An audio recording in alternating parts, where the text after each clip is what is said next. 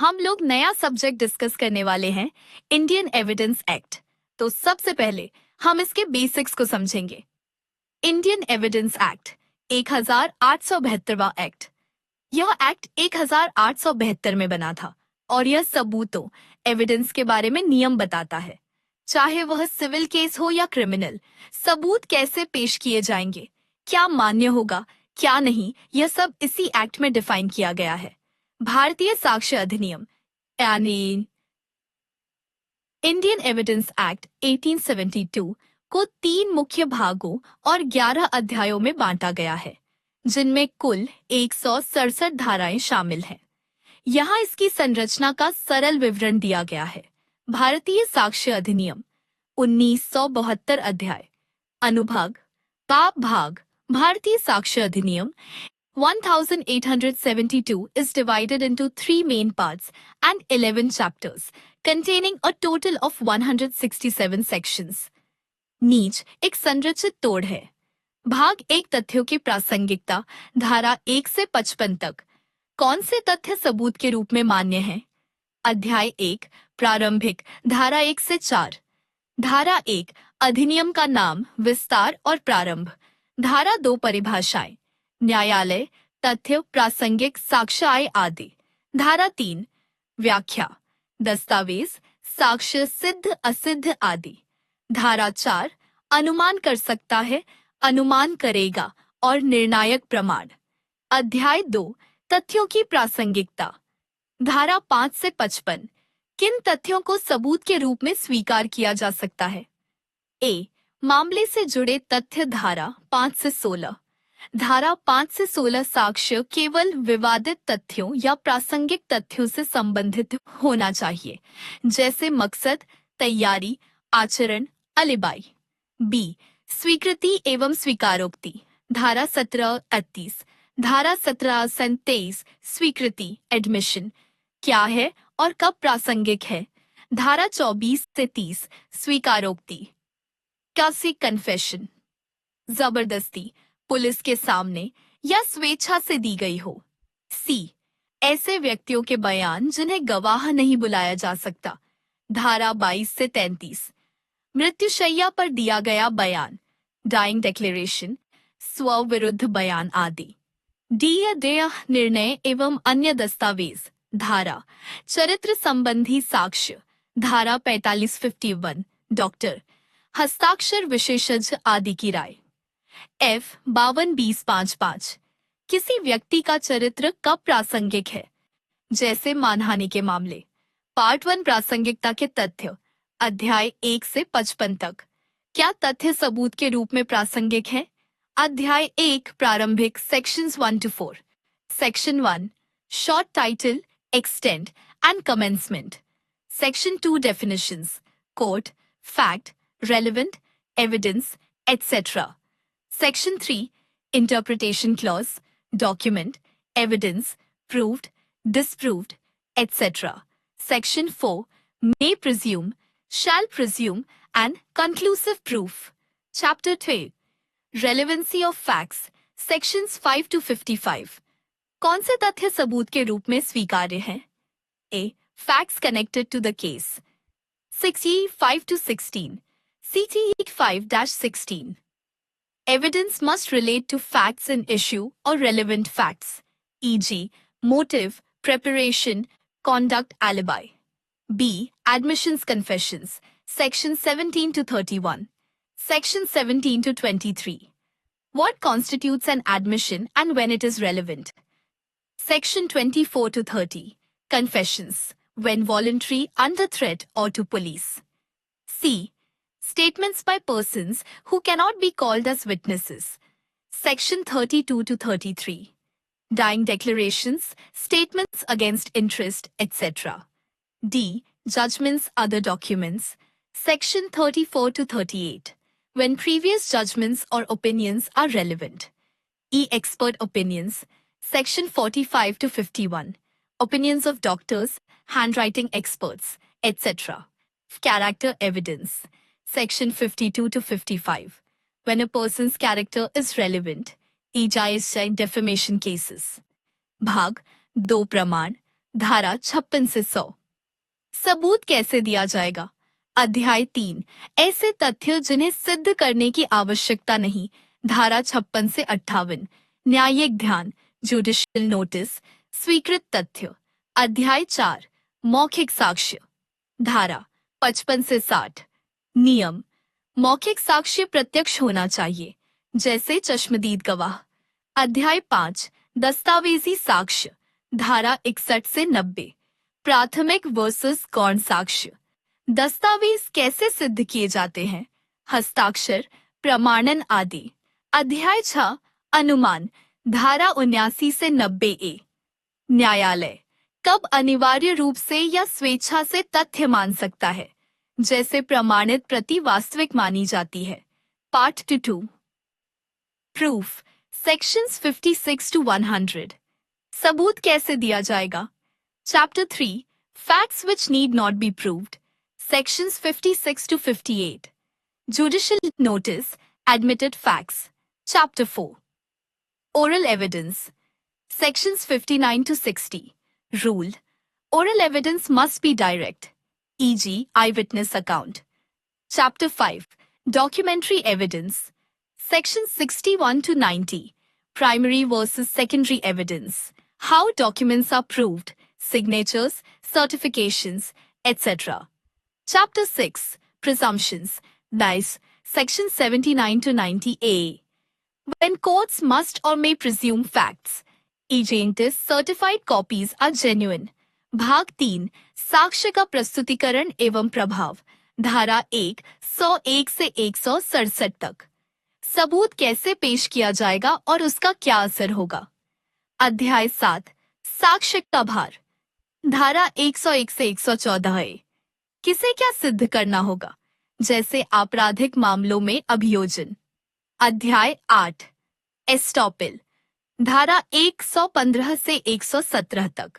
जब कोई व्यक्ति किसी तथ्य को नकारने से रोक दिया जाता है, जैसे यदि उसने पहले उसे स्वीकार किया था। अध्याय 9, गवाह।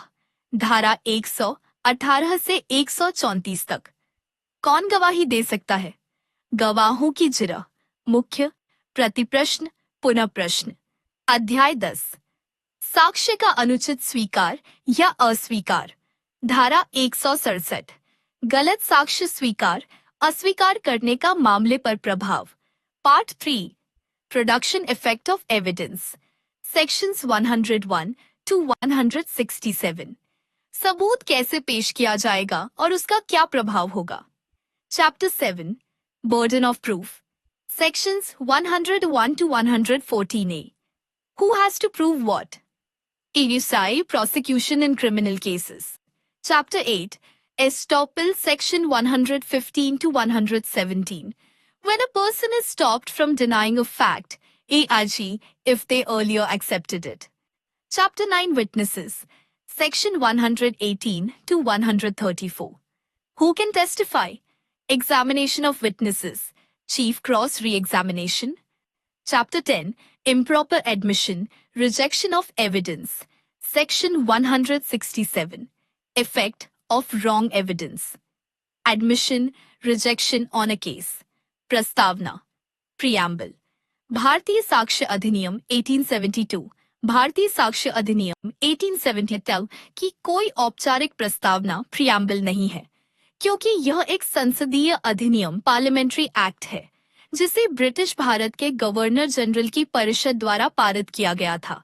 हालांकि धारा 1, संक्षिप्त नाम, विस्तार और प्रारंभ, इस अधिनियम के उद्देश्य और दायरे को स्पष्ट करती है। यह अधिनियम भारत में साक्ष्य के नियमों को परिभाषित और एकत्रित करने के लिए बनाया गया है।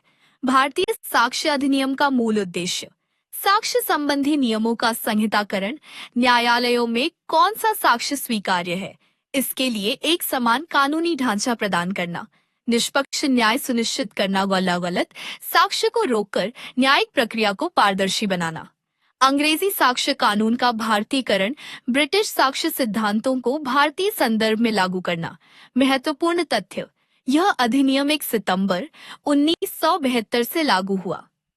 इसे सर हेनरी मेन, विधि आयोग के सदस्य द्वारा तैयार किया गया था।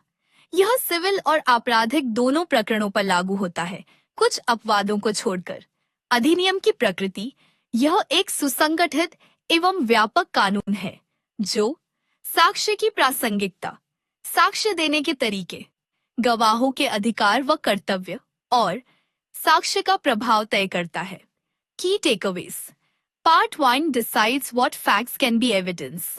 Part 2 explains how to prove facts. Oral documents. Part 3 covers witnesses, burden of proof, and estoppel. This structure helps lawyers and judges determine what evidence is acceptable, how to present it, and its legal impact. यह पूरे भारत में लागू होता है, लेकिन कुछ exceptions हैं, जैसे आर्मी, नेवी या कोर्ट मार्शल के केस में यह लागू नहीं होता।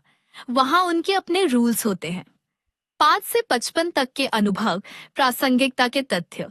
इस एक्ट को 3 पार्ट्स में डिवाइड किया गया है। प्रासंगिकता के तथ्य, तथ्यों की प्रासंगिकता। सबूत, सबूत कैसे दिए जाएंगे। प्रोडक्शन इफेक्ट ऑफ एविडेंस, सबूतों का प्रभाव। आज हम पहले पार्ट रेलेवेंसी पर फोकस करेंगे। किसी भी केस में सिर्फ वही फैक्ट्स कोर्ट में मान्य होते हैं जो केस से रिलेटेड हो। जैसे अगर मर्डर केस में आप ये कहें कि आरोपी 10 साल पहले भी झूठ बोलता था, तो यह इरेलेवेंट है। लेकिन अगर आप कहें कि उसने मर्डर से पहले धमकी दी थी, तो यह रिलेवेंट है। क्वेश्चन: क्या किसी की मानसिक स्थिति, मेंटल कंडीशन भी सबूत हो सकती है? आंसर: हाँ। सेक्शन 14 के अनुसार किसी का इरादा, इंटेंशन, ज्ञान, नॉलेज या भावनात्मक स्थिति, इमोशनल स्टेट भी सबूत हो सकता है। जैसे अगर किसी ने धमकी भरा मैसेज भेजा, तो यह उसके खराब इरादे को दिखाता है। Documentary evidence versus oral evidence. सबूत 2 तरह के होते हैं। 1. डॉक्यूमेंट्री, कागजात, फोटो, ईमेल। 2. ओरल, गवाही। सेक्शन 3 में डॉक्यूमेंट की व्यापक डेफिनेशन दी गई है। यहाँ तक कि फोटो, मैप, पेन ड्राइव भी डॉक्यूमेंट माने जाते हैं। तो आज हमने सीखा एविडेंस एक्ट का उद्देश्य और structure, relevant versus irrelevant facts, mental और फिजिकल फैक्ट्स कैसे मायने रखते हैं। मेंटल और फिजिकल फैक्ट्स का महत्व। भारतीय साक्ष्य अधिनियम के तहत भारतीय साक्ष्य अधिनियम 1087 में मेंटल, मानसिक और फिजिकल शारीरिक फैक्ट्स को प्रासंगिक साक्ष्य माना गया है।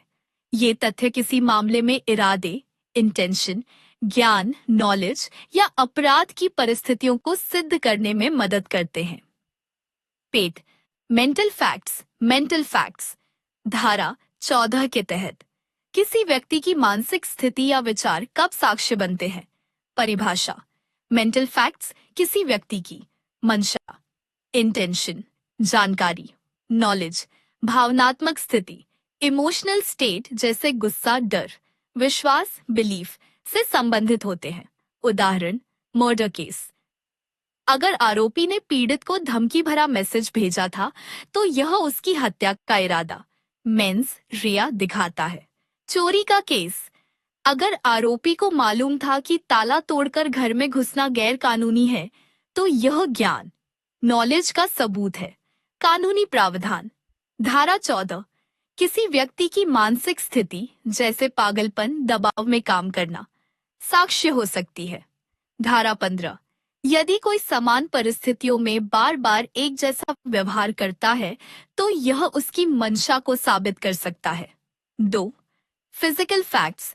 फिजिकल फैक्ट्स धारा 7 से 11 के तहत शारीरिक या भौतिक साक्ष्य कैसे मायने रखते हैं। परिभाषा: फिजिकल फैक्ट्स वे ठोस सबूत होते हैं जिन्हें देखा, छुआ या मापा जा सकता है, जैसे हथियार, फिंगरप्रिंट, चोट के निशान, सीसीटीवी फुटेज। उदाहरण: बलात्कार केस। पीड़ित के शरीर पर चोट के निशान उसकी रिपोर्ट को सही साबित करते हैं। डकैती केस। आरोपी के घर से चोरी का माल बरामद होना। कानूनी प्रावधान। धारा 7 कोई भी भौतिक परिस्थिति जैसे खून के धब्बे, तोड़फोड़ साक्ष्य हो सकती है। धारा 9 पहचान, आइडेंटिफिकेशन के लिए शारीरिक तथ्य जैसे लाइनअप में चेहरा पहचानना मायने रखते हैं। मूनराम। मेंटल वर्स फिजिकल फैक्ट्स में अंतर। मेंटल फैक्ट्स फिजिकल फैक्ट्स मानसिक स्थिति, इरादा, ज्ञान से संबंधित। भौतिक वस्तुओं, शारीरिक अवस्था से संबंधित। प्रूफ करना मुश्किल क्योंकि दिमागी हालत दिखाई नहीं देती। प्रूफ करना आसान क्योंकि देखा जांचा जा सकता है। उदाहरण, धमकी, ईमेल, मैसेज। उदाहरण, हथियार, फिंगरप्रिंट, डॉक्यूमेंट। 4. न्यायालय में इनका महत्व। मेंटल फैक्ट्स अपराध की मंशा, मेंसरिया साबित करते हैं। फिजिकल फैक्ट्स अपराध का ठोस सबूत, फिजिकल एविडेंस देते हैं। दोनों मिलकर केस को पुख्ता बनाते हैं। महत्वपूर्ण केस। लॉ। रामकुमार व स्टेट 1952। अगर आरोपी ने पीड़ित को धमकी दी थी तो यह हत्या का इरादा साबित करता है।